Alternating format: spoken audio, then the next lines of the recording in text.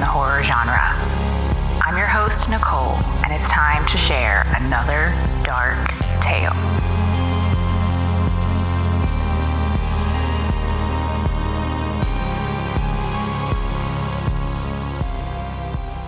Welcome back, brothers and sisters, to the Religion and Horror series. Tonight, we're discussing the original 80s classic, Children of the Corn, adapted from the Stephen King short story of the same name. And I'm joined tonight by first-time guest Hannah from the Cinema Slab podcast. Welcome, Hannah! Hi! Thank you so much. This is an absolute honor. I really appreciate it. I'm so excited. Yeah. And I've been really careful to be like, Hannah, not Anna, Hannah. Yes, I know. It's hard. It is, but so far, so good. Yes, you're doing great. So tell the folks at home about your podcast. So we are Cinema Slab. We are three best friends that love to talk about movies. It's me, Anna, and Hunter. Hunter is my brother, and Anna is my best friend. And we all and of course, Hunter is our best friend in turn. But so we all decided that we wanted to do a podcast, and we love horror. Like that's where our heart lies. Mm-hmm. But we also love movies just in general. Because I'll get into it, but me and my brother grew up with a very religious mother, so we didn't get to watch a lot in our household as far as horror, but we watched other stuff, like Star Wars, Indiana Jones, all the action, all that good stuff, and some horror got snuck in there every once in a while. But the Steven Spielberg effect. So that's what we do. We literally get together. We pick a movie each week. Normally one of us has seen it, and we're showing the other two is usually how it goes. But sometimes one or the other has seen it.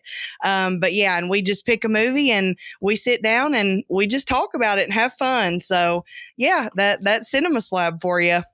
Yeah, I love that. I don't know if you guys do this on every episode, but on the ones I've listened to, they let you, I think it's you, do the little 30-second synopsis, and you have to hurry as fast as you can to get all the details in. Yes. Yeah, I find that very fun. Yes, I go off on tangents. I am notorious for it. So Anna, she came up with it, and she was like, let's do a segment where you try, in 30 seconds, you have to sum up the movie. I'm like, that's brilliant.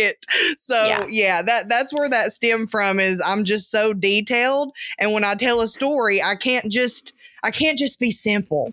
I have to tell every single detail. Well, and on topic for tonight is the first time I ever heard you do that was when you guys covered the Shining miniseries, and I was like, oh Lord, how's she gonna do this? I know.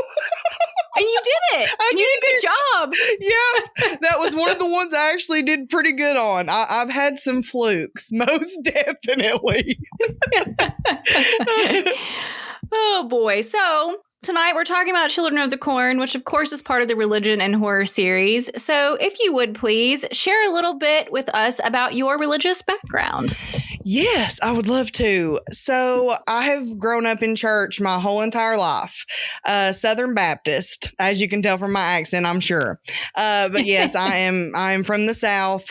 But yes, grew up in church. My mom and dad divorced when I was young, so I'm not very close to my dad ever since then. But me and my mom, she's, I absolutely love my mom. We've had our times, but as I've gotten older, you learn that stuff doesn't matter, those differences, especially when it comes to your mom. So, but grew up in church. I did youth group, sang in the choir. We did the church hymns. That's, that was the big thing. We had the red book hymnal. Yes, that's it. Red book hymnal. And I still enjoy singing singing those hymns. I remember all of them. It's crazy how you remember that stuff. Grew up in church. When I moved out, when I was 18, I kind of went on my own, stopped going to church, kind of, delved into other stuff and lived my own life, lived on my own for a little bit. And, but as I've gotten older, I have went back to the faith. I do still attend church. I still go to the same It's actually more non-denominational now. It's changed a lot as the years, it's a lot more diverse, and we're still trying. It's still small. It's still a small, country church, but I'm trying to get more young people in, and more tattooed people and people that look like me, that might not have the greatest thought about, have the greatest idea of Christians. And I kind of want to change that. So I've went back to the faith. I've just always felt drawn back to it. Like I've always believed there was God, there was a God, and that he, died on the cross. And so that's my background. So whenever you were singing in the choir and doing the hymns and all that stuff, like, were you good with that? Or were you like, I want to do the contemporary stuff? What was your feeling? No, I actually did like it. To be honest, I enjoy that more than, now I love contemporary praise and worship music. Like, I'm not saying that, but I just prefer the old church hymns. I guess just because that's what I grew up, grew up singing and listening to. And now, as far as pushing for more contemporary, like we would do like sign language skits and plays and dramas, and try and bring in more young people that way. But it always seemed to get shut down somehow. So like I said, I'm trying to break through that and make some stuff happen now. So now that I'm, older and a little more wiser, and Well, the funny thing is that we did the hymns. I went to an Assembly of God church. Okay. And we did the hymns, and like we were able to work in like a contemporary number every now and then. Yeah. But the funny thing is now I also kind of prefer the more traditional service. Yeah.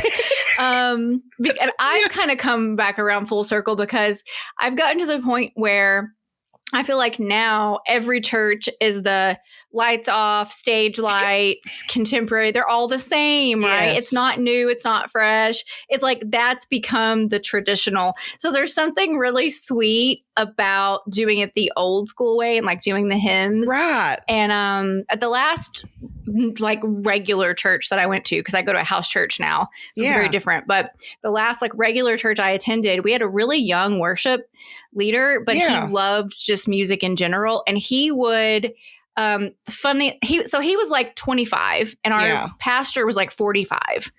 And the funny thing is that our pastor wanted to do the new stuff, and our 25-year-old worship leader would like sneak into hymn every now and then and like figure out how to rework it to make the hymn a little bit more contemporary. Yeah. So it's really funny how now it seems like a lot of young people are coming back around to that sort of traditional way of doing things, because they grew up in that, ultra modern praise and worship, and they're like, we don't want to do that anymore. So I just find that whole cultural thing in church is very interesting. Yes, it is very interesting.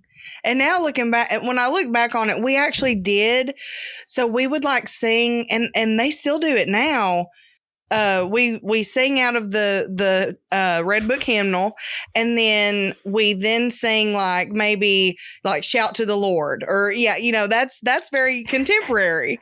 So but yet it's played on, my uncle plays it on piano. So I guess they do both. Which even Shout to the Lord is from like the 90s. Yes, it's still old. So like, man, even that's a golden oldie at this point. You're so right. Oh, and so you go to the church you go to now is the same church you went to as a kid? Yeah. Now, when I was, when my mom and dad were still together, we went to a different church then.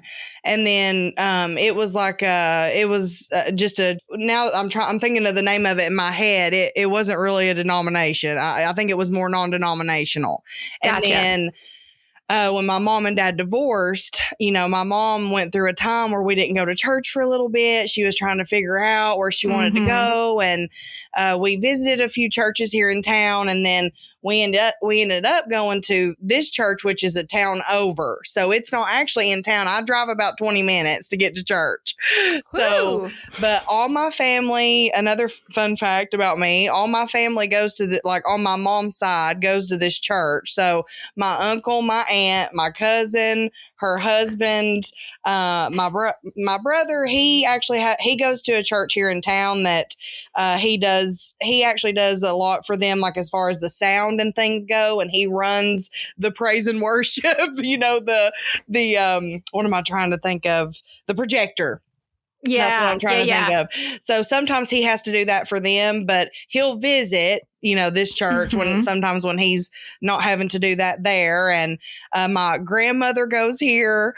So, I mean, it's just a family affair, and they've always went there since I was about 10 years old. So it is really special to me, and that the same pastor is there, and I still enjoy him. I mean, sometimes I'm like, you need to get off the tattoo, which he doesn't really say. He doesn't really say much about tattoos anymore, but when I was younger, I remember it. And so that's just in the back of my mind. And I'm just waiting on him I'm just waiting. Say waiting for the opportunity. Yeah, say something about it. Lord don't care what you look like on the outside. I can't imagine I shared this on the episode I did with Justin about Passion of the Christ. Yeah. But, I just went and visited my childhood church where all my family still goes. Yeah. And I could never go back. So it makes me feel really happy that your church, you still feel comfortable there and you go with your whole family and it's good. That makes that makes my heart really happy because I think a lot of people just don't have that experience, Yeah. And it's funny that you mentioned the tattoo thing because this church I'm talking about. Yeah. I was a older teenager or young adult when I came back to visit for some reason. Yeah. And the pastor there, I was squarely in Christian music culture at the time, Christian rock, Christian hardcore, all that stuff was my life. And so awesome. I go to this church and of course it's the Sunday where he's preaching against any rock music, even Christian rock music. Goodness. And I'm like, sir. Not today. I'm I can't, 40-year-old Nicole would probably just walk out, but 20-year-old Nicole couldn't do that, Right. But yeah, I was totally say it again. Just say it again. I dare you. Yeah. I know. So long story short, I'm glad that your family church is a good place for you to be. It is. I really, I love it. And I just recently started getting back into it. I've been going through, this may be personal, but I'm going through a breakup. So and we were together for a long time. And so I'm just, so getting back in church, it's helped me. Yeah, it's okay. But getting back in church, it's helped me tremendously. It's just what I needed. So you got your community and people know you and you feel comfortable there. You feel loved. Yeah, exactly. Yeah. So I feel like you and I have have a lot in common. Yes. We have similar, we understand each other. Right. And I feel like this is sort of the perfect movie for our background. Yes. So let's get into a little bit of an introduction here. So I chose this movie because whenever I was on Cinema Slab talking about True Detective with you guys, you mentioned Children of the Corn. Yes. And I think you had mentioned that you had watched all of them or something. Well, I commented on one of your posts because you had commented or you had posted about Nightmare on Elm Street, that was one of your favorite series from back in the 80s. And so I was and you were what is your, what do you guys like? What are your favorites? And I was well, I remember Children of the Corn. And I don't remember, I just remember watching, I remember watching a lot of the sequels, but now I was so young, I don't really remember them much. I remembered a lot from this movie, but I'll tell you, that opening, that got me. I was just what? I did not remember that. Yes, I did not remember that part. Yeah, I want to talk about that also. Yes. So, but yeah, so that's when I commented on it. I was me and my cousin, because that's who I watched since I couldn't watch them at my mom's house, I would go to my cousin's house. Yeah, And, we all have that had- cousin. Yes, my aunt and uncle, they'd let us watch whatever. And so we watched this. I mean, we were super young, and I just cannot believe that I watched that opening scene when I was a kid. And I was like, oh yeah, this is great. It's fine. Yeah. So, but yeah, I think I watched the 2009 remake, but I haven't seen the most recent one, which I think was like 2020, I think. Yep, So yeah, same. yeah, I haven't seen that one, but I've heard really bad things about that one. Yeah, the 2009 one like was fine. It wasn't good, I think it went more, what I was reading today, I think it went more with the book too, with the short story. Kind of, like in some ways. I actually listened to the audiobook today. Oh, good, So- good. Okay, good. Because I wanted to talk at the end of our discussion. I wanted to talk about some of the differences between the Yeah. book and the movie. So perfect. Yeah. Perfect.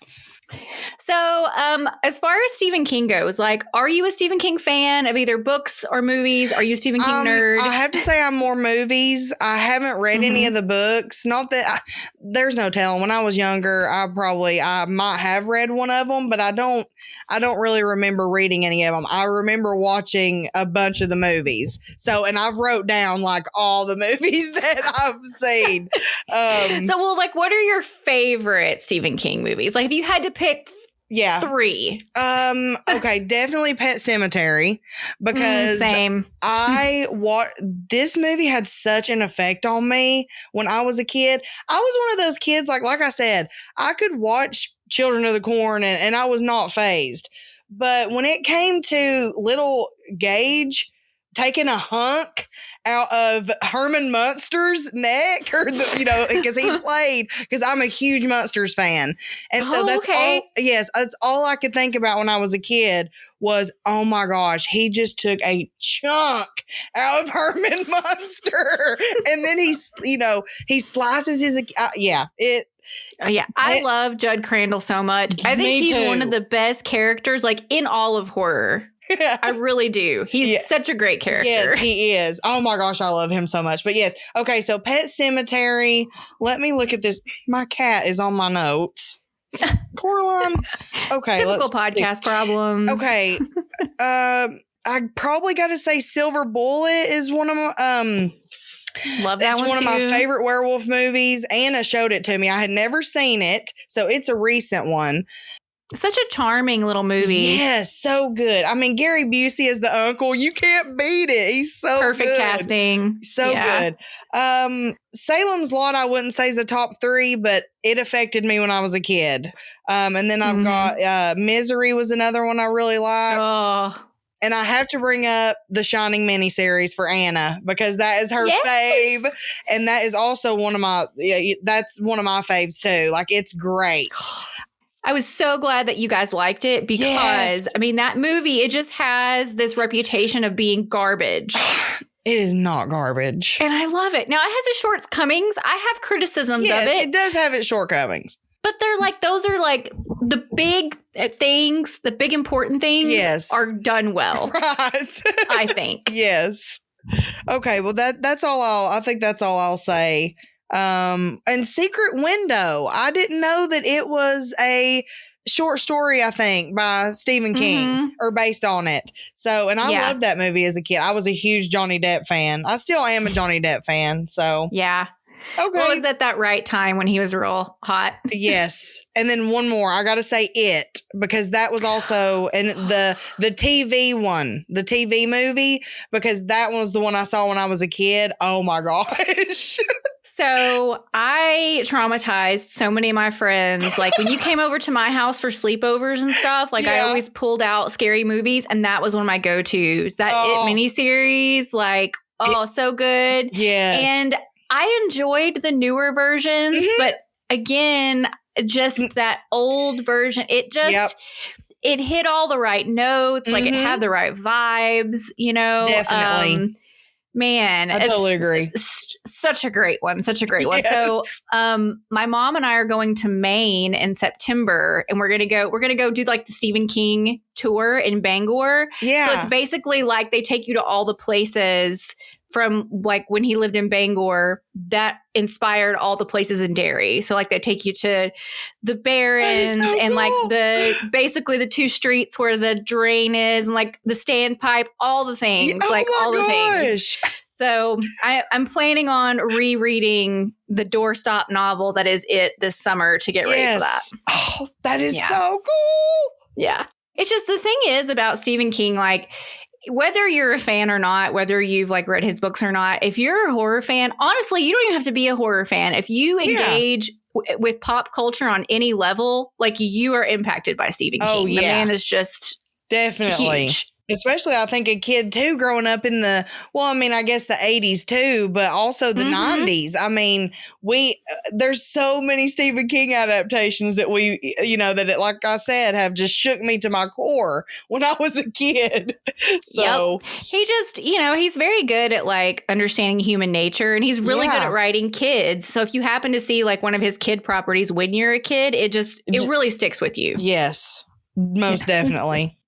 All right, so let's dig into Children of the Corn. There's going to be spoilers ahead, folks. So please, I'm sure most of you have seen Children of the Corn, but if you hadn't, maybe go check it out and then rejoin us. Every child is afraid of the dark, the unknown, the nightmare. In Gatlin, Nebraska, that nightmare is in the corn. Stephen King's Children of the Corn.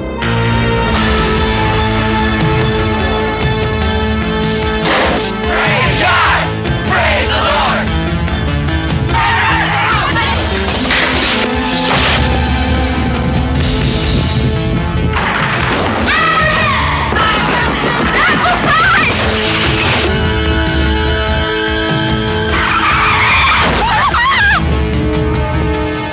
From Stephen King, the author of Carrie, The Shining, The Dead Zone, and Christine, an adult nightmare.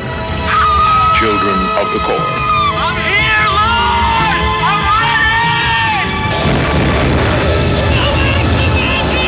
I'm ready! Stephen King's Children of the Corn, an adult nightmare.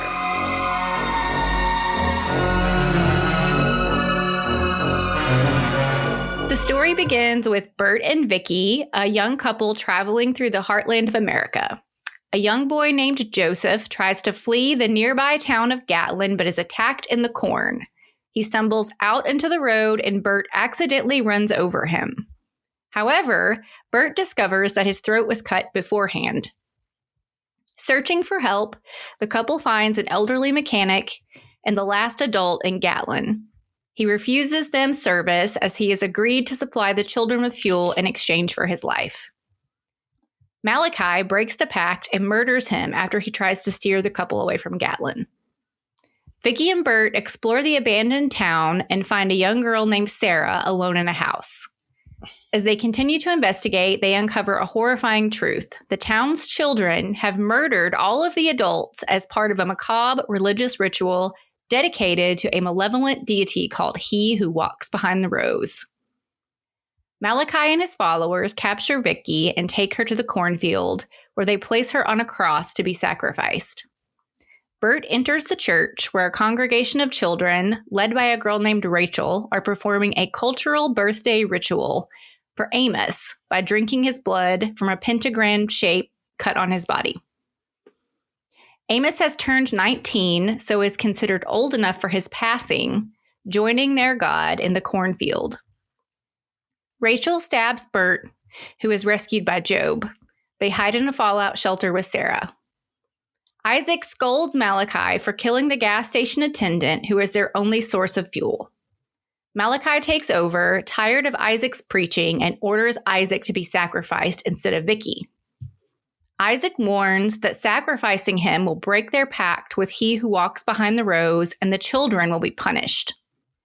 That night, Bert sneaks into the cornfield to rescue Vicky. During Isaac's sacrifice, a supernatural light appears and devours him. Bert overpowers Malachi and convinces the children to abandon the cult and run. Isaac reappears, possessed by he who walks behind the rose. Informing Malachi that he wants you too, Isaac kills him. A storm appears and Bert and Vicky shelter the children in a barn. Reading from Job's Bible, Vicky realizes that the cornfield must be destroyed by fire in order to stop the false god. Bert tosses a Molotov cocktail into the field, setting it alight and destroying the demon along with Isaac. The couple returns to the car with Job and Sarah to leave Gatlin, but find it disabled. Rachel, sneak attack, attacks Bert, but Vicky knocks her out, and they depart with the children on foot. Okay, so let's just get into it. Since you mentioned it, let's talk about that opening. Yes. Oh my goodness. It just. So you said you just didn't remember like how it started? Which I knew. I got the feeling whenever I saw Malachi over there playing on the arcade, I was like, okay, something's going down. And then whenever I saw Isaac in the window, yeah, I was like, oh, and they started locking the door, and then they're choking on their coffee. I was like, oh my goodness, because I hate when elderly people die in movies. I hate it. I don't know why. That's just a soft spot for me. Triggered. Yeah. But man, and then they just start sliding, and then they stick that one guy's hand in the bread slicer. In the meat grinder. Or the meat okay, it's like the meat slicer or grinder, whatever. Oh my gosh. Yeah, I did not remember that. That was more brutal than I remembered, for sure. Much more brutal than I remember. I wish they would have showed the hand going in the slicer, though. Yeah, this, I think if this movie was made today, they would have. But this whole movie has a little bit too sweet of a tone, I think, for us to see the hand in the grinder. Yeah. Well, I mean, they did splatter the blood on, what is that? I'm sorry, what was that kid's name? Job. Job, that's his name. Yes, he's drinking his milkshake. Yes, on his milkshake and on his face. Oh my gosh. Ugh. Yeah, and we definitely see that, like, Job did not know this was going to happen. All the kids seem in on it. Poor little Job with his bow tie, drinking his milkshake. He did not know this was going to happen. No. Lord, and he had to watch his dad get his throat slit. Oh my goodness. Oh, yeah. So that scene is great. Iconic scene. And then I also really enjoy how the opening credits roll over like the little illustrations, like the crayon illustrations. Yeah. Yes. That was really cool. Yeah. Because it's really smart storytelling because it bridges the gap between what we see at the diner and then 3 years later, like we get to see a little vignette of like how they've been living their life in the time between. Yeah. And I was like, how smart. Like, we didn't need those details, but it was a really smart way to like give us more backstory without making the movie longer. Yes. I thought. And of course, because they're drawings, they're very creepy. Yes, very much so. Let's talk a little bit about the religious themes of this movie, which sometimes in this series, we got to dig a little bit to like figure out the gems. I think it's pretty obvious in this movie. It's a cult. They're worshiping a demon god. Yep. But also, I think just the like sort of southern small town church culture is, the way it's like intertwined with this like pagan worship and how it's all like twisted together, I find really interesting. Yeah, I do too. And even like their names, which I think in the short story, they changed their names to Bible names. But in this movie, they all, I think, already had Bible names. Like, there's no kind of evidence that they changed their names, which made me think that, like, this must have been a pretty religious town to begin with. Yeah. And so I'm like, I wonder if these kids have already grown up in this sort of, like, super religious community so that when this twist happened, it was easier for them to just accept it. Yeah.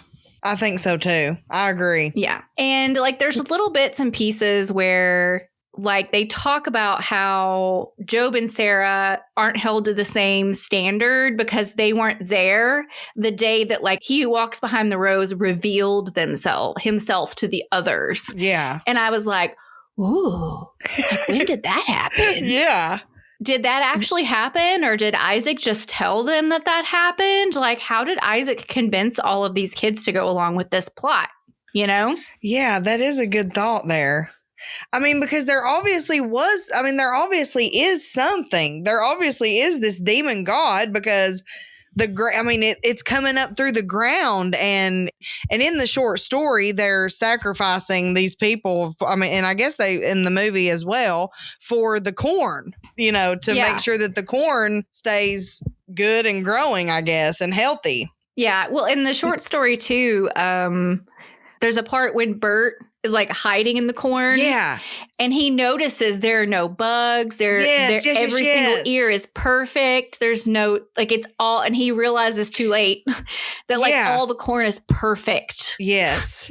And he does even mention that when he got in there, he felt this warmth, like the corn was pleased with whatever had just occurred, which we later find, is obviously they sacrificed Vicky. But yeah, he felt this warmth in there, like it was pleased and it was protecting him. That was so weird. And to he me. said that he felt really good, even though he just went through this huge ordeal and he got stabbed. He felt great once he got into the corn. Yeah. Yeah. So I will say I do like, because in the movie, you don't really know if it's real or not. And you kind of assume these kids have just lost it. Yeah. So I do really like that there is actually a monster and it is actually real at the end. I do too. Even though the special effects are terrible. Yes, they're so terrible. Oh my in an God. otherwise really well, like art directed, well-made movie. Yeah. Those special effects. And not great. Even when Isaac comes back when he's possessed by he who walks behind the rose and he's attacking Malachi, he looks good. Like that face and he's got the cuts on him and stuff. That looks really and he's good. like, Malachi. Like, it's so creepy. I know. He wants you, Malachi. Yeah. So I have that moment written down as like one of the scarier moments. It's kind of cheesy, but this time watching it, I was like, oh. Yeah. Isaac he was creepy in this. But Malachi was even worse for me. He was so creepy. Oh my goodness. Oh yeah. And that actor, I feel like he's always fun to watch. Yeah. But he was great in this movie, like perfectly unhinged. What else has he been in? The main thing I know him from is The Burbs. Okay, I haven't seen The Burbs. I need to see that. Yeah. He's a weirdo in that movie, but he barely speaks. Oh, so it's kind of the opposite of his Malachi role. But he's just like such an interesting looking dude. He is. I actually watched an interview on YouTube with him. I think it was him and the director. It was like a little making of Children of the Corn. Mm-hmm. And he was talking about how almost this, when he would like take on Malachi, he almost felt like this presence come down on him and it would energy, and it would, then he would kind of force it out and be mad. And I was just like, okay, that is strange. Appropriate. But yes, right? very appropriate. Very appropriate. But I was like, man. So, but he seemed normal enough on the interview. But he definitely grown up a lot. He looks the same, but then like he's like got a receding hairline and stuff. Yeah. He's got a little goatee going on. Yeah, I did really really enjoy the sort of power struggle between him and Isaac. Because definitely. Even though Isaac is clearly psycho, because he's the one who like started all of this and he's a little tiny control freak, but like he's trying to keep things even and like well run and like calm, and he's like, let's not be violent, let's not slaughter each other, and Malachi's like, out for blood. Yeah, I want to kill everybody. They have games. Yeah. There are games. They're listening to music. Music. They have records. So I did really like love the power struggle between them. And when Malachi finally like turns on Isaac and is basically like, I'm not taking any more of your garbage. Yeah. And that was enjoyable. yes. And sorry, it just hit me earlier when you were talking about Sarah and Job, how they, they're kind of treated differently. Also, it's because she has those, she has those sightings, visions, visions, sightings. You might say she has the shining. Yes, very much so. I think that's what it is. And then she, and she draws this stuff, that was her drawings, we can assume at the beginning. Yeah. Yeah. So he's trying to protect her because he's like, she has the sight. Yes. Which he also, well, he doesn't say he has visions, but he basically says he hears. Right. He who walks behind the rose and is like the prophet and like the mouthpiece. He's the only one. Yeah. Yes. He's the only one who can hear what, he who walks behind the rose says. What he wants, yeah. Yes. That's kind of funny, isn't it? Ha ha ha, only one person, yeah. The self-elected Isaac. Oh, yeah. All right, so any other like specifically religious-y stuff you wanted that stood out to you? I just kind of wrote down just a few little things I said. Some of the religious things, the kids are twisting the Bible pretty much. They're using... I want to say it's mentioned or not in the movie. It's not mentioned, but he like picks up a Bible, I feel like, and the New Testament is pulled out of it, and it's mainly just the Old Testament. So I wrote down, they're mainly using the Old Testament, which shows a lot of God's wrath and judgment. The New Testament shows more grace, love, forgiveness, Jesus' sacrifice. And then, so that could be kind of a theme that they're using just this Old Testament to satisfy what they're doing. That well, this is okay. The Bible says that we can slaughter these people and that's fine. This is God's wrath. Yeah, I remember Bert definitely is like, oh, like you're definitely picking and choosing which parts you want to follow, which again is like very twisted because they have this context of the Bible, but like he who walks behind the rose is clearly not from the Bible, but they're putting the two together. Yes, exactly. Which has created this whole other like religion, like this whole other culture. Right. And then like when they walk, and I was talking about the crosses, they're made out of corn. That's, weird. The paintings of Jesus, they've drawn on him to make him look, I think in the short story, they said he had green hair. And I think in the movie, it's kind of similar to that too, because I remember when I was watching it, I was like, okay, are they trying to make this out like they're Christians and they're going crazy or what? And then I saw that painting and I was like, no, they're not. They ain't following this ain't Jesus. Is what I was thinking. That really struck me this time, which I remembered it from before, but it really struck me like they find the crucifix in Joseph's suitcase made of corn. Right. And then everything that they like don't like or that everything they condemn, they stick corn in it. Yes. Which is why Vicky and Bert's car has corn stuck on it at the end. Yeah. But also, all those paintings of Jesus have basically been defaced. Yes. To look like corn. Yes. Which is a disturbing concept. Anytime you have a defiled church, that's a disturbing concept. Yes. It disturbs me too. But the fact that it's with the corn and it's like kind of goofy, but kind of scary. But then also it looks like really well-made folk art. Like it's the combination of it is very unsettling. Yes. It unsettled me too. I'm here for it. But that really did. When I saw that, I was just like, okay, they are not following Jesus. They're not. No.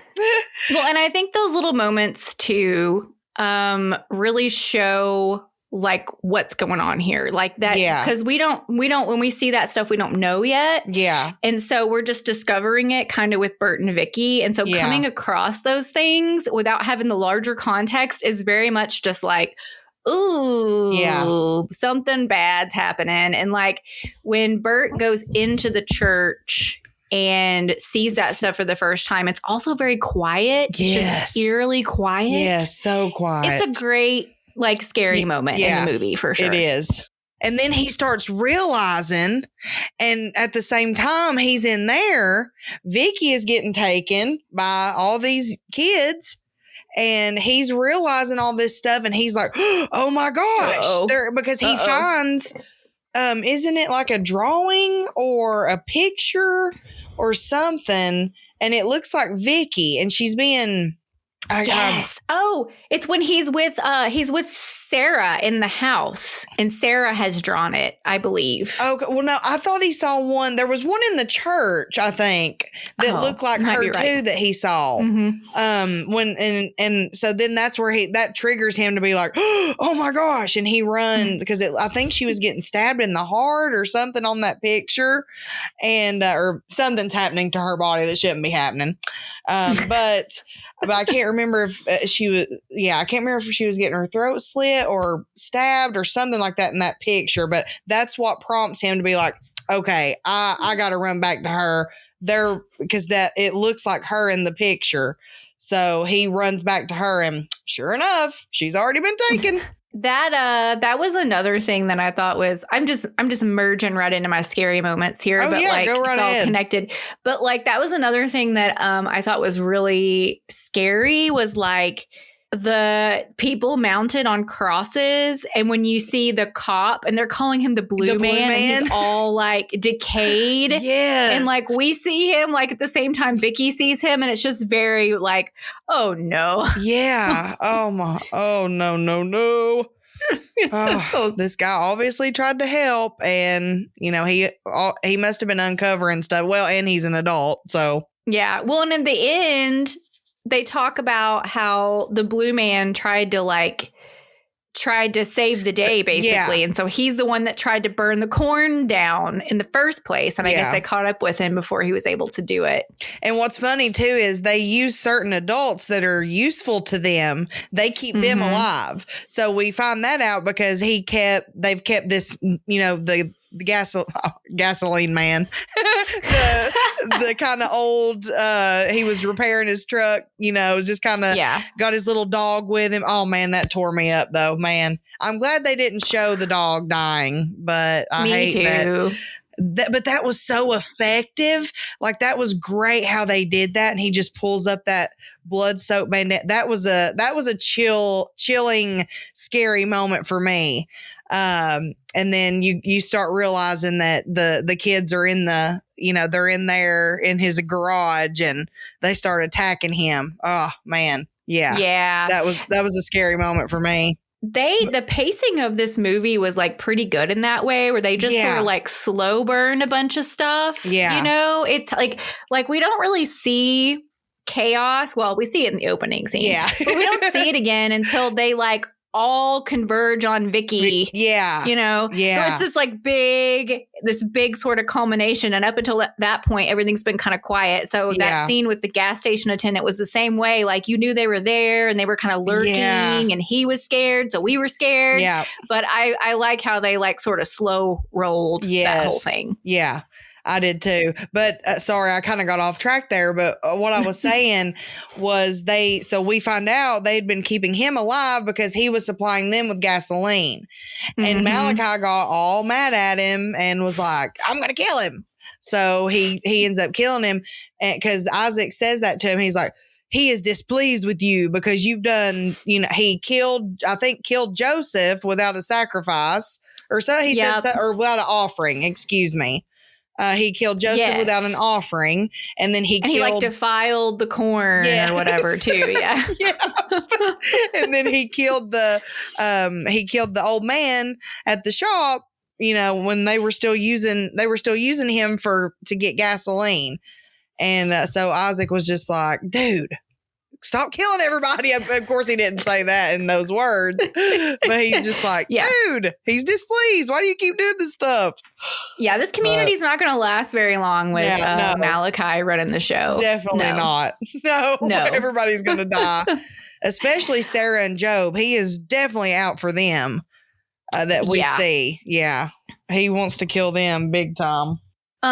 Speaking of the community not lasting, that was another thing that was different in this book, in the story, is that they are like mating. Yes. Like there are young women who are pregnant. Oh, yeah. Yeah, because at the end, Malachi is walking away to go, because he's 18. Because I think in the book, you're 18. And then in the 18 is when you go. And then in the movie, it's 19, I believe. In the book, something doesn't it get changed? Happens. Yes, it's supposed to be 19. And Isaac changes because they do something wrong, then he said we've lowered it to 18. And so Malachi is a different character sort of in this story. Yeah. So yeah, Malachi is the one who's 18. And so he has to walk into the corn, and we find out that he has a mate basically who's pregnant with his child and has to watch him walk out into the corn. Oh my gosh. I was like, really? Yeah. Yeah. So none of that in this movie. No, none of that. None of that. None of that. No, it's very 70s King. Yes, very 70s King for very sure. 70s King. Okay. Well, before we continue to talk about differences in the book, let's see. Are there any other like scary moments you wanted to talk about, or just any other Let me see what I wrote down here. things we haven't talked about? I took some notes. Let's see. Ooh, while you're looking at your notes, one of the things I wanted to mention, this is a great horror movie in the daytime. Yes, it is. We don't get a lot of those. Of course, Texas Chainsaw is like the big horror movie in the daytime, but it really struck me this time. The whole thing is during the day until that last scene. And I think that's one of the reasons, again, I keep going back to that church scene. There's like soft light coming through the windows and it's dark in there, but you're getting natural light. So it's just that creepy, hot, still afternoon in the bright sunlight that makes it gives it some atmosphere. Yes. It's still so creepy. Oh, man. Yeah. Well, whenever I wouldn't say it was a scary moment, but it kind of made me laugh when the kid runs out in front of him and they hit him and he just goes flying, and you can tell that's obviously a mannequin. Yeah. But yeah, that moment though, like that moment when he hits that kid, it's pretty disturbing. Yeah. It is well, here I am. I was kind of chuckling a little bit about it. Laughing at it. It's like a pratfall. Yeah, and then Isaac gets blasted up into the air and turns into doesn't he turn into like corn or something? That's what it looks like. Oh my God. I don't know. I do not know why in 1984 they were like, let's use computer generated effects. Gosh, that looked horrendous. Yeah, I mean, God bless them, I guess, for being ambitious. But now, when they did the wheelbarrow underneath that was a wheel when it looks like something's coming up through the dirt. That was a wheelbarrow that they put in the ground, and they ran it. They would they built a ditch, and they would run the wheelbarrow underneath the dirt, and that's what made that look like he who walks behind the rose was going through the dirt. See, simple and effective. And so I'm like, y'all could have figured out something. Y'all could have figured out something better for that going up his legs. Oh my gosh, that looked awful. The smoke, that wasn't too bad. Like that didn't take me way out of it. The stuff going up his legs, that took me. I was just like, oh my gosh, that is horrible. Yeah. Well, and like the smoke was okay, but also at one point there's like a face in it, and I'm like, no, we don't need the face. No, didn't need the face. I was like, need the face. No, didn't need that. But the red smoke part, I mean that was okay. Like I'll let that slide. But I did write down, I wonder if the Isaac coming back to life, because that wasn't in the short story at all. But I wonder if Isaac or him, like, I know he's getting possessed by he who walks behind the rose, but I wonder if that was almost supposed to be like a twisted version of the resurrection of Christ. I kind of thought of that. Oh, I wrote that. Yeah, I'm just like, I mean, because he was up. I like that. Yeah, he was on a cross, and I mean, then he comes back to life. Yeah, so and like brings judgment. Right. Exactly. Kills Malachi. A little bit of revelation, little bit of resurrection, a little bit of revelation in there. And breaks Malachi's neck. I had not thought of that at all, but Yeah. yeah, I think there's something to that. And I did write down too, the director was more concentrated on like dogma as far as like blind faith, like what, Yeah. how people, just have a blind faith and they just fall into, they fall into these cults and just do whatever these people say. And or just follow these people because they think they're appointed of God or whatever. And Stephen King, he wasn't that crazy about it. He did not like this movie from what I've read. And from what some videos I watched, they had to pay him $500,000 just to put his name just to put his name on it, an extra. Yeah. So I'm not sure what he was already making, but they had to pay him an extra $500,000 because he wrote the original screenplay for it, but they hated it. And I have to agree Typical. with it a little because from what the video was saying, because he wrote a lot of the fighting between Bert and Vicky. So it wasn't more of you did get the Children of the Corn part, but it was like most of his movie was them fighting and like their struggles and their, because they were in the short story, they were married and they were thinking about divorcing. So they had to kind of change it around and make it more of a fluid movie that I guess had more of the horror instead of just all. Yeah. That's what I thought. His story to me is like way more brutal, way scarier, and just sort of allows you to glean from it what you will. Yes. And like this movie, that was one of the things that I was like, this movie is just a good popcorn movie. Like I don't feel like there's a ton to really dig into when it comes to religion in this movie. Yeah. It's really just like a device, Right. which is fine because it's fun. But like at the end, whenever Bert confronts all the children in the clearing, he just says what the movie's about. He's like, well, any religion that asks you to kill someone isn't a true religion. Right. And like, he's like, why are you following this madman? And they all just kind of look at each other like, oh, I don't know. Yeah, I guess we don't need to be doing this. Like, okay, we're not going to do it anymore. What the heck? Yeah. So it's no subtext. It's all text, Yes. But I think honestly, like, because of the tone of this movie, like, I'm sort of fine with it. I'm like, it's not like this movie was like super deep and super subtle, and then all of a sudden we get that. It's, so it's fine. But I do like the nuance of like Bert and Vicky fighting and like having problems in the book. It adds like another layer of stress to the story. Yes, I would agree with that too. We don't like them. So you don't want to follow them around for an hour and a half if you don't like them. So I was fine with like making them a happy, goofy kind of like newlywed type couple. Yeah. I would love to see a true to the story adaptation that's a little grittier. Except for the fact that we've already gotten 3 versions of this movie and I do not want a 4th. I didn't need the other 2 versions of it. That's neither here nor there. Yes. King, he wasn't crazy about this movie. He, much like The Shining, he did not like The Shining either, which is why The Shining miniseries came out. So, and he had a lot more to do with that when he actually made a cameo in that one.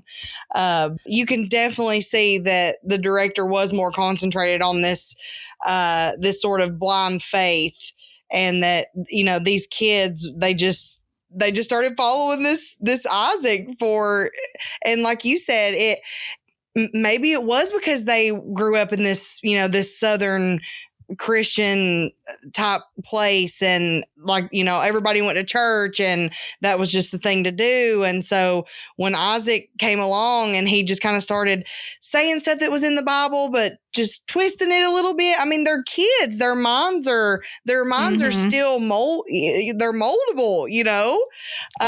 they're still learning and growing, and they're just so, at that age, they're just so open to whatever you tell them. They're going to believe it, especially if it's coming from somebody they trust. They must have really trusted Isaac.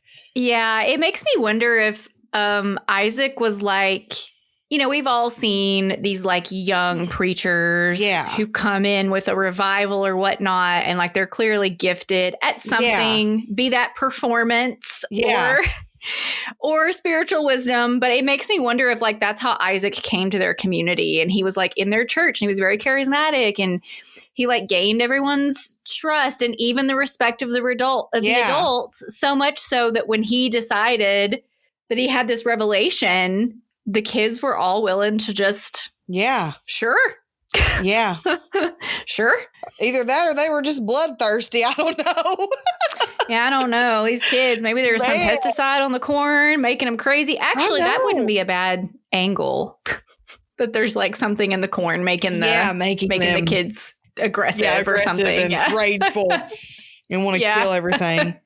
Which some of the kids don't seem, well, to be honest, they do. Because like even when they're in the church and Bert busts in there and they're doing that weird ceremony, they're trying to attack him, but he's just like throwing these kids off. He's like, get off me, kids. I think that was one of the things that did lend to the goofier side of this movie is that you're very aware, like when you're reading it, you don't have the visual, but when you're watching it, you're very aware of just the size dynamic, you know, because like Malachi is large because he's almost an adult, you know, so, and he's tall. But there's so many like little kids. So yeah, it almost feels like Bert's just like slinging them off. Yeah. Although I will say that does add a little bit of complication because like if a grown man or a pack of adults were coming at you, you would just defend yourself. You would knock them in the head or whatever. But with kids, I feel like there's this like hesitation because you're like, well, I'm scared and I'm being threatened, but they're children. Yeah. Like I don't want to kill a child, you know? So I do think that is like a little bit of level of complication that just most stories don't have. Yeah. So. Yes. But it did lead to some goofy moments for sure. And it surprised me, man, when she just grabbed that knife and she stabbed him. Woo! I was like, man, because like you were saying, he almost has his reservations at first because they're kids, but it's like, dude, you stabbed me. Okay, it's on now. It's on. It is on like Donkey Kong. But, well, and then at the end, I believe it's the same character that stabs him who's in their car at the end. Yes, it's her. Yeah. And at that point, no hesitation. He knocks her right out. Yeah, she's one that's really creepy too. You get glimpses of her. You don't see her as much as you do Malachi and Isaac, but she's another one of the creepier kids. And Amos wasn't that his name? Amos? Is he the one that's got the pentagram cut into his chest? Yep. He's the one that has to walk into the corn. Yeah. You don't see him a lot, but the little bit you do see him, he's creepy too. Just that blind, like, I'm ready. It's my 19th birthday. I'm ready to, like, dude, you're about to kill yourself. Like, you're ready to do that? What? Oh, man. You can tell they're like the elders, you know, of the group. Yeah. Okay, so is there anything else from the book, differences from the book to the movie that you wanted to point out or talk about? I think I talked about, you know, Vicky dies in the book. And her eyes are torn out. Yes, her eyes are torn out and shoved corn in there. Yeah, corn's in there. Corn husks, I'm guessing. Yes, I had to go back and because it's so quick. Like he finds her and he starts describing what I had because I was at work, so I was having to pause it and stuff. And like I had to go back and listen to that again. I was like, did he just say her eyes were torn out and they were replaced with corn? Oh my gosh. And then he talks about like just the descriptions in King's books are just immaculate. Like it just talking about how her face just has this like it's in this frozen in this like scream, you know, because I'm sure she was still alive when her eyes were being torn out. But oh man. But yeah, so Vicky dies. I don't really think it talks about does Bert, I think it does he escape? Yeah. Well, he I can't remember. I don't think we get his specific I don't death. think we do either. But it's insinuated because he's in the corn and he realizes, oh, I didn't decide to hide in the corn. I was drawn to the corn. Yes. And we just know that, like, he's not going to make it. Yeah. And I personally, I love how gruesome it is, and I love that everybody dies. Oh, yeah, I and do that too. the kids carry on. Yeah. Like, it's such a great ending. I get why they didn't want to do that in the movie. Like, usually you want a happy ending. So, whatever. But yeah, especially for a feature. Like, yeah. if someone was to make, like, an anthology of, like, a bunch of little shorts, sure. Yeah. Give us the unrelenting, gruesome, yes. gruesome Children of the Corn, hard stop, roll credits. Yeah. Like, sure. Yes, exactly. But so I get why they, it was a happy ending in the movie, but also in the book, I was very surprised you don't get a lot of Isaac. He's at the very end making his preachy speech, and that's pretty much it. And I was just like, huh? And then I recognized some of the names. Like I recognized Malachi, I heard Joseph, but they were all different people in the movie. I think they just kind of took their names and, just to kind of take something from the book to to use in the movie. Because there's like, he does get attacked. Bert gets attacked by they describe him as a redheaded boy. Yes. And so that like aggressive description, they turned that into Malachi. Yes. So you can see where it came from. Yeah. And then, of course, like the beginning is like just exactly the same where Joseph runs out into the road and they run over him. Like that's straight from the book. That is straight from the book. He has his throat slit. They think somebody's watching him from the corn. They put him in that's one thing from the movie too that ground my gears. That kid was in their car the entire time. And then even when they were walking off, he was still in the trunk. Oh my gosh, you're right. Yes. And nobody did anything. I was just like, okay. Like, oh, well, I mean, I guess there was really nobody to tell because his parents were dead, but yeah, still. And like, what's going to happen now? Because like Bert and Vicky walk off with Job and Sarah, but there are still kids in that town. Yes. And they've decided to adopt Sarah and Job at the end is, what it sounded like to me. Yeah. But yeah, so, and I think, I'm trying to remember, does it talk in the short story, does it talk about Sarah and Job? No, they're not in it. Okay, I was about to, like, in my head, I'm like, I don't remember hearing about them at all. Yeah. I think Bert and Vicky do go into a house, maybe? Yeah. He does. He does talk about going into a house, and he's talking about seeing all these weird things. Because the bulk of the story is just, it's the kid getting hit, which is like scary enough. Then the slow burn creeping around the town. And then just at the very end is where we really get the, it's a cult. Right, exactly. And you just get, like I said, that little bit. I was so surprised. You just get that little bit of Isaac at the end. Like I said, kind of just preaching. And and you find out like, okay. And then, and Vicky is, Vicky is no more. It's bad. And the corn is pleased, obviously, because... And the corn is pleased. The corn is pleased because Bert, he felt it. So there are a few things that I wanted to mention that are like Stephen King related in this movie, like little Easter eggs. Yeah. One of it, we already mentioned that the sister Sarah basically has The Shining. Yes. Like that's in the King universe. That's what the second site definitely is. Yep. She and Danny Torrance would be besties. Yes. We also see on the dashboard at the beginning of the movie, we see a paperbacked copy of Night Shift. Oh, and I it's missed the that. and it's the cover with like the hand on it. Yeah. And like that is the edition that like I first read like as a child. Oh my gosh. That is so cool. So seeing that on the dashboard, I was like, oh, I love it. Yeah, that is awesome.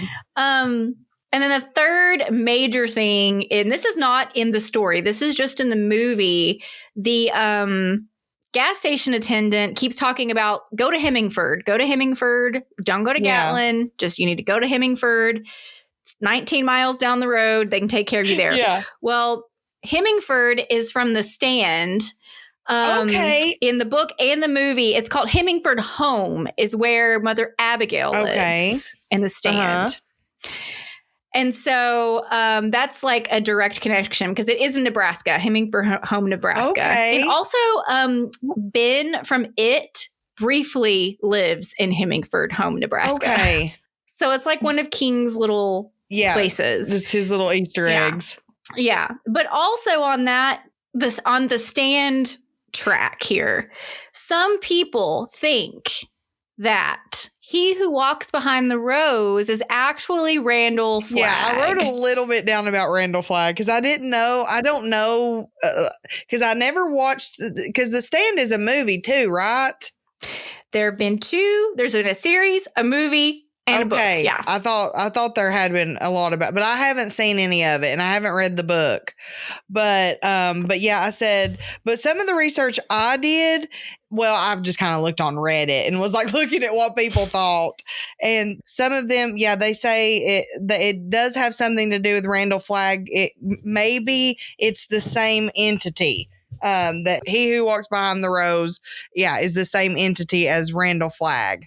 But yeah, you'll have to educate me about who Randall Flagg is. I don't know a lot about him. So Randall Flagg first appeared in The Stand, and he's the big bad in The Stand. Yeah. He's an evil man. Okay. But clearly he's not just a man, he's got supernatural abilities and stuff.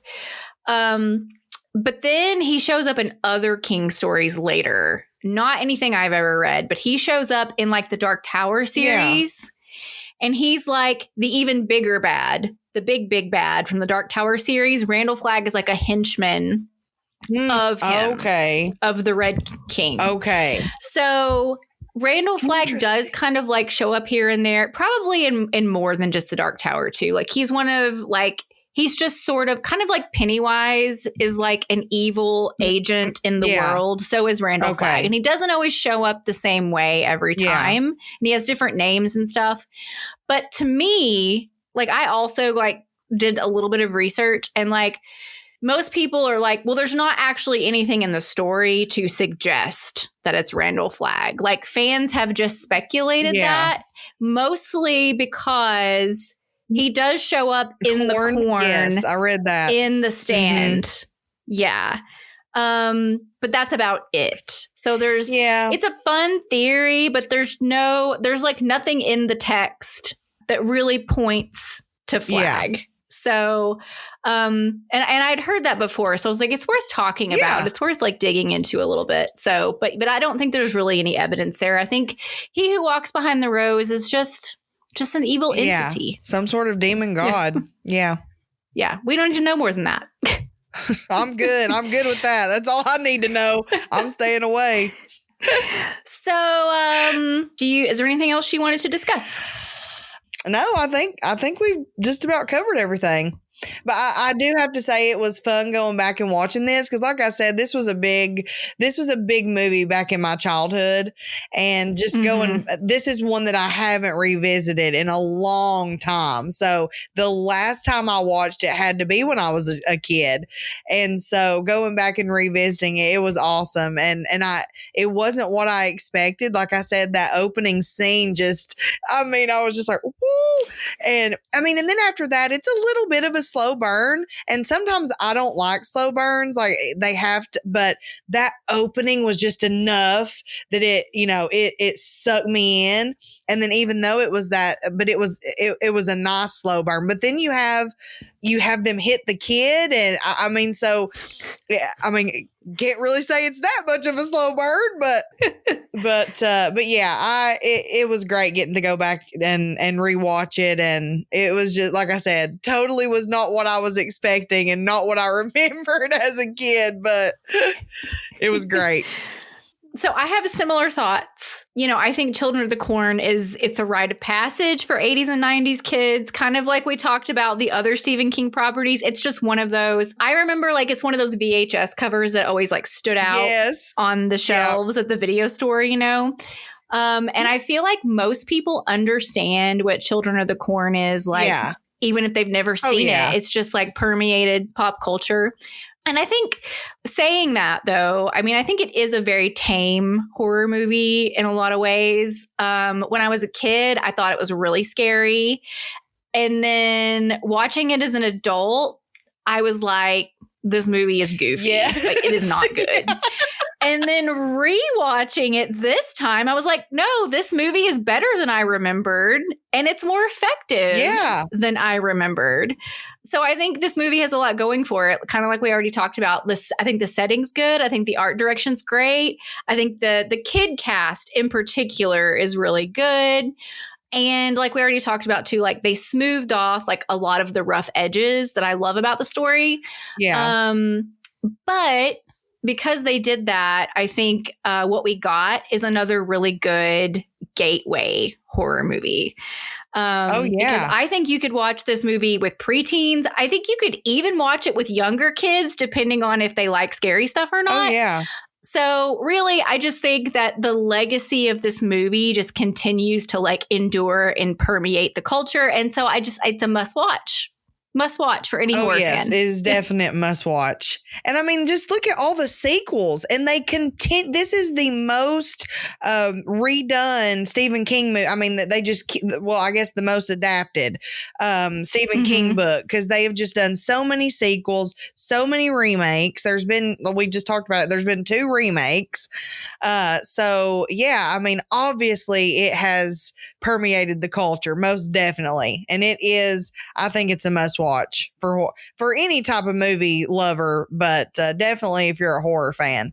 And I think Marley, which I mean, I always, that's Anna's daughter, and she's 7 and she watches all kinds of stuff with us. I mean, so I think she would like this. And another thing I want to talk about, when you're younger watching this, you don't really think about kids killing people. I mean, that's just not something that was like in my brain when I was a little kid. No. And I can only imagine, I don't really remember a lot of it, but I can only imagine when I was a kid what I was thinking when I was watching this. But I think that's why it stuck with me and stuck out in my mind. And, me and my cousin, we saw out the sequels and the remakes because, it stuck with us. I don't think I've ever seen any of the sequels. I know I've seen at least 2. I've probably seen at least 2. I think there was Children of the Corn 2, 3, and then I think 4 maybe was... I'd have to go back and I can't remember if it was like Children of the Corn 4 or if they did like how sometimes they'll do like Children of the Corn Revelations or something like that, because that was one of them. I think that one came out in like 2018. Yeah, there's let's just roll down the Wikipedia man, there's real so quick. Many. So, Children of the Corn. Part 2, The Final Sacrifice. Part 3, Urban Harvest. Part 4, The Gathering. Part 5, Fields of Terror. Children of the Corn 666, Isaac's Return. Children of the Corn Revelation. Children of the Corn Genesis. Children of the Corn Runaway. Children of the Corn 2009 and Children of the Corn 2020. I mean, come on. Yeah, I can't say I've seen all of them, but I'd say I've seen at least the first, probably four or 5. And then I know I saw the 2009 remake, but I haven't seen the newest one. So, yeah, I feel like I gotta do it. Like, I actually started watching it the other night when I had some time, and then something else happened and I couldn't finish it, and then I just haven't had the time to commit to it. But I'll probably throw it on one of these days just for kicks, Yeah, I will. I think I will too. Well, one of my guys on YouTube that I love, he did a review on it. He said it was like the worst movie he ever saw. But that kind of makes me want to watch it just to see what he's talking about. I think that instead of a boy that's in charge, like the Isaac figure, I think it's a girl. Yes, it is. Yeah, and I have heard that her performance was really good, but I kind of think it was just all the stuff around it. And I think they do actually reveal he who walks behind the rose, like as he like you actually see a figure of what he looks like, if I'm not mistaken. And I don't think it's very good. Let's pray a misstep.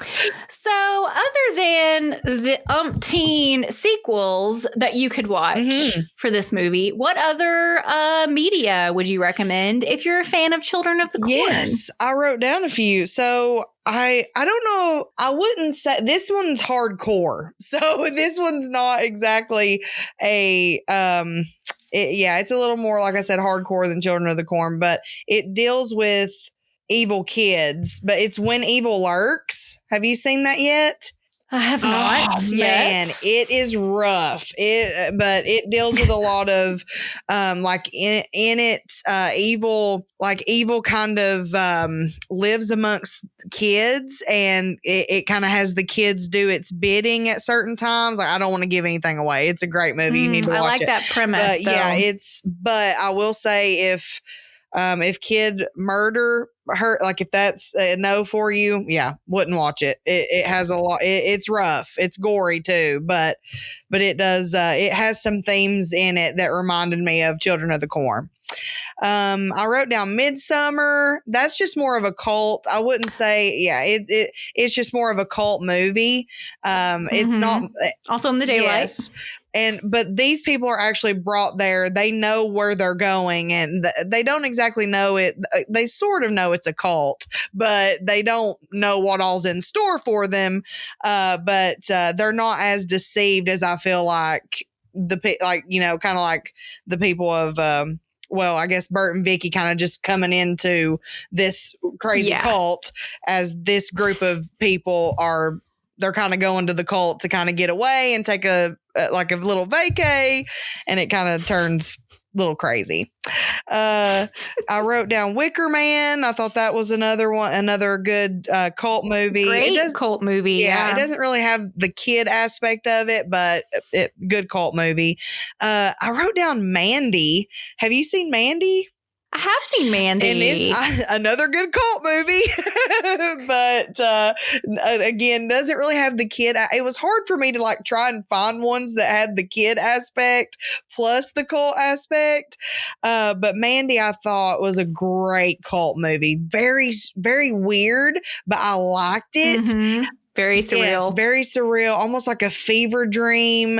Really bright colors, like bright pink and purples. Yeah, really, really good. I really liked it.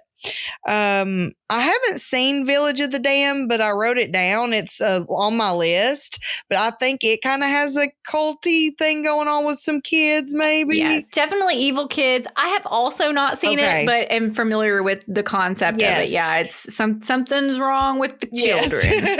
And then I wrote down Pet Sematary because, I mean, it has to do with, kids coming back to life and, Gage in this case, but him coming back to life and him just, oh man, so disturbing. That, like I said, that movie just got me as a kid. The Empty Man. I don't know if you've seen that. Great movie. I have seen it. But I don't remember much about it. It is a slow burn at first, and you kind of think it's going to go one way, but then it takes a completely different turn. But it's also a good cult movie that I wrote down. I need to revisit that. Yeah. I've been trying to get Anna to watch it. It is really long. I want to say it's like 2.5 hours long. So it's one of those, like, you got to be prepared to see it. It's not like a committed. 1 hour and a half movie, if I can talk. But yeah, it's a long one, but it's definitely worth it. It's really, really good. But it's one that's going to make you think that after the movie's over. I wrote down The Ritual. It's a good cult movie. I don't know if you've seen it. Yeah, I have. Yeah, it's really good. It was on Netflix. I don't know if it's still on there or not. But it's really, really good. The Void, which is, it's another good cult movie, but it's got a lot of sci-fi aspects. So if you like From Beyond, Reanimator, stuff like that, you would like The Void. And then The House of the Devil. It's a Ty West. It's another good cult movie. And also The Sacrament, which is another Ty West. Yes, and he goes on. I love both of those. Yes. And the sacrament is him going through like the Jim Jones. It's like you're pretty much watching what happened at the Jim Jones massacre. So I thought that was such an interesting concept. Yes. I'm like, everybody knows It this story was. and you're going to make this movie about Yeah. it, but it was so well executed. I'm so into, I don't love cults, but I like watching stuff about cults. I love documentaries about cults, movies about cults. I love true crime. Just anything about true crime, I absolutely adore. So Yeah. It's a fascinating, like, phenomenon is. for sure. I don't know. It boggles my mind, but yeah.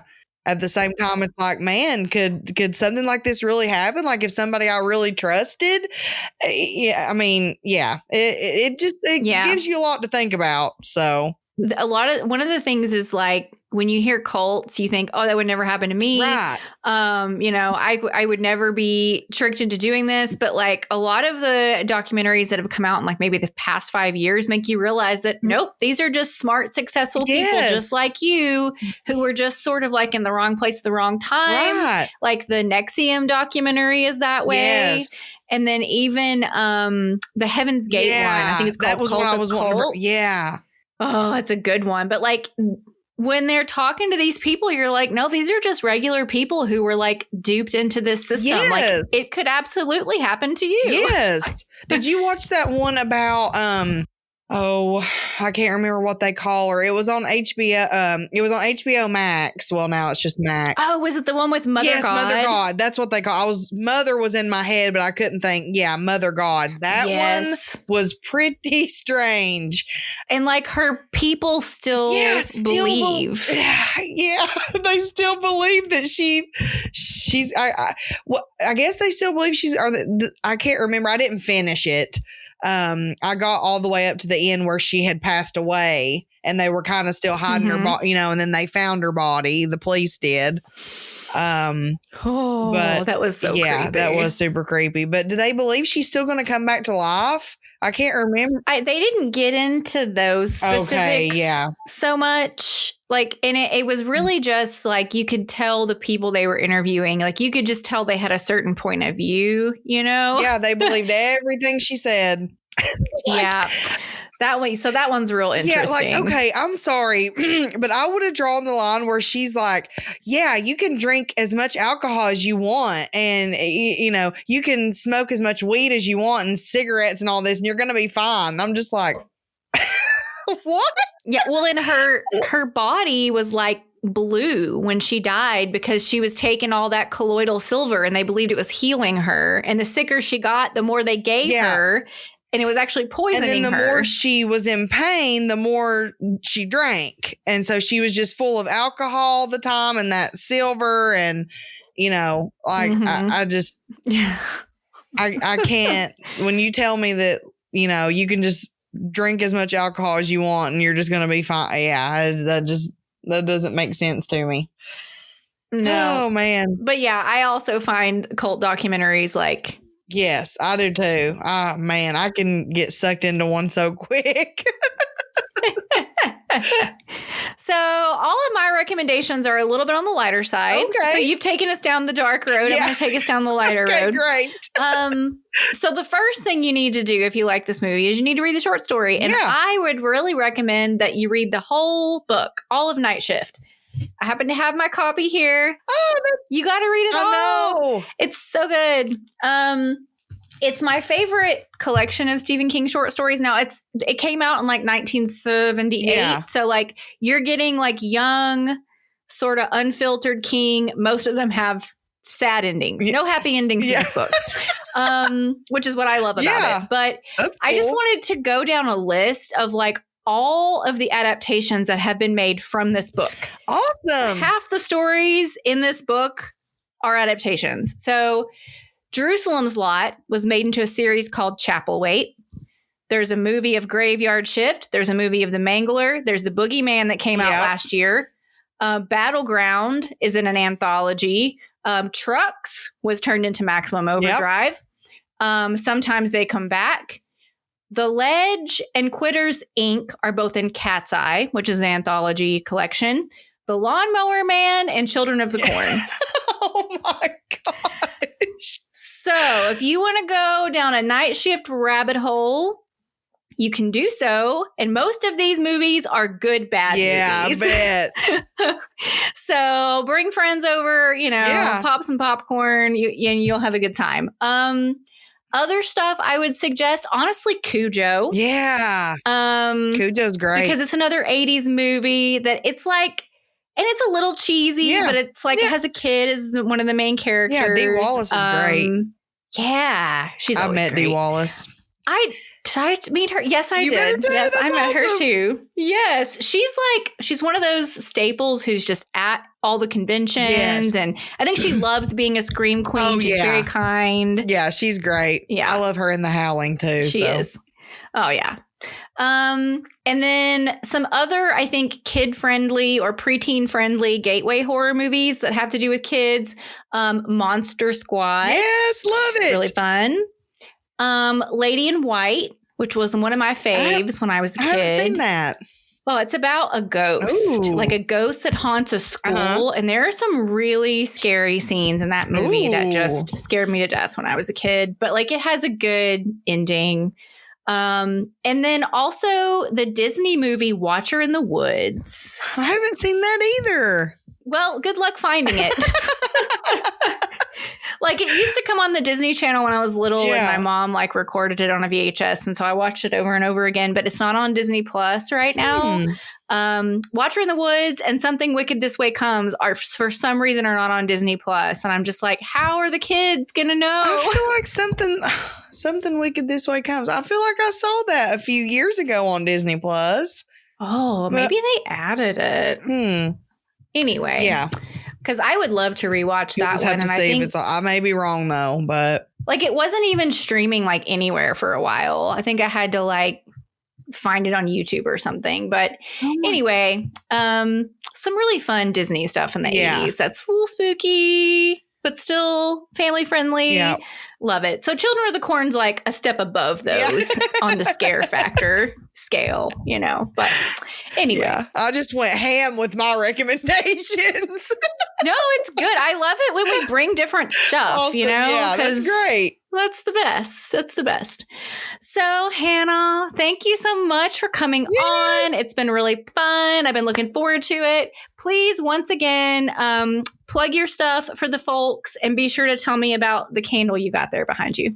I'll start with that. So I have a candle back here from Anna's House of Wax, my best friend Anna, also my co-host on Cinema Slab, and she makes movie and TV themed candles. This one back here is actually called Full Moon, and it is based on Stephen King's Silver Bullet. So that's why I had it. I had to put it in the background for this episode since we were having all the Stephen King love over here. But yeah, she has a Facebook page. It's called Anna's House of Wax. Go follow her on there. She ships if you're not local. If you are local, she can meet you. But yeah, she has candles, wax melts, room sprays, freshies for your car. So she's got all the smelly goods over there.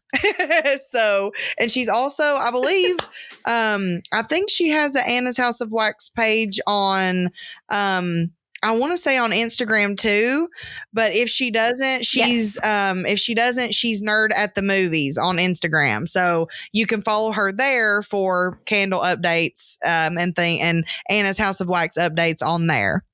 And then as far as Cinema Slab goes, we are everywhere you get your podcatchers. We're on Apple. We're on Amazon. We're on Spotify.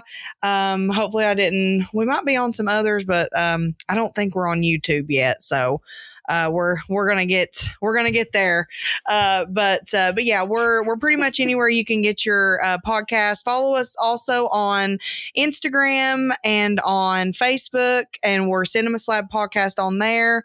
And yeah, I believe that's everywhere you can find us. This month we've been doing Werewolf Month. It was a howling good April over on the slab. So we've covered American Werewolf in London. We covered The Howling. Last week we covered Bad Moon, which was really fun. And then this week we're going to be covering Wolf. It's actually going to be, it's one with Jack Nicholson and Michelle Pfeiffer from the 90s. And none of us have seen it. So it's going to be fun. And we've had great guests all month. So yeah, definitely check us out. It's been a great April for us. So covering all things werewolves. Well, I am very, very thankful to have yet another podcast in my little family, in our little network. It's just been so fun to get to know so many different people. And coming on to the True Detective series, like I had never really had much conversation with any of you guys, and it was just like so fun and like so easy to talk and to just get to know each other. And I was like, I'm loving these accents. You guys are from Tennessee, right? Yes, we are. Yeah. I love a good thick Southern accent. And like, I really am surprised. It's like people, I don't realize that like I don't have much of an accent, but every once in a while it really comes out. And usually when I'm talking to other people that have a thick accent, it comes out. And so yeah, I'm really surprised I didn't just devolve into like full on Arkansas with you guys. But if I was to podcast with you regularly, I have a feeling I would draw it out. You guys would draw it out of me. But I love it. I love it so much. It really makes you guys unique. Just showing up with a different type of voice. It really does. We were, and I have to say that was something that I was nervous about. I don't think Anna was so much, but I have struggled with my accent my whole life. Nobody's ever made fun of me or anything, but just myself, just because I don't really sound that bad in my head. But when I hear myself back on a recording, I'm just like, oh my goodness, that Southern drawl. It's very charming, and it is one of the things that makes you guys special. So you just own it. I'll try. Well, thanks for tuning in, folks. So go check out Cinema Slab. Go check out Anna's House of Wax. Yes. And if you're interested in more Stephen King content, I have several episodes in my feed covering his work. So check that out as well. Next month, I will be discussing Hellraiser with another first-time guest. Matt, friend of the show, Matt. So go give Hellraiser a watch. And until next time, stay spooky.